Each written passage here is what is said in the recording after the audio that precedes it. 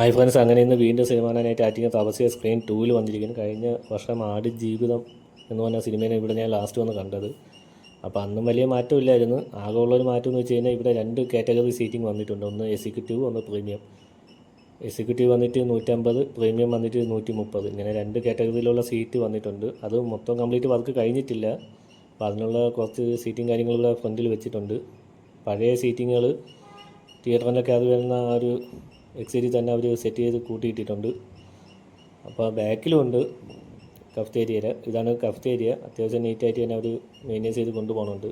അപ്പോൾ നമുക്ക് short time വരുന്നത് 11:15.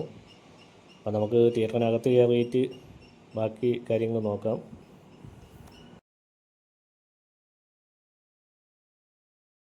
ഇവിടെ ടിക്കറ്റ് ചാർജ് വരുന്നത് പ്രീമിയം 150ഉം എക്സിക്യൂട്ടീവ് 130ഉമാണ്. അപ്പോൾ ഇവിടെ ബുക്ക് മൈ ഷോ ആണ് ഇവിടുത്തെ ടിക്കറ്റ് വാങ്ങുന്നത്.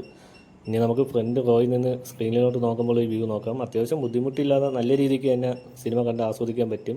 ഇതൊരു ഓഡിറ്റോറിയം ആയതുകൊണ്ട് ആ രീതിക്കാണ് സീറ്റിംഗ് അറേഞ്ച് ചെയ്തിരിക്കുന്നത്. ഇതാണ് ഇവിടുത്തെ എക്സിക്യൂട്ടീവ് കാറ്റഗറി. അതിൻ്റെ തൊട്ട് പുറകിലായിട്ടാണ് പ്രീമിയം കാറ്റഗറി വരുന്നത്.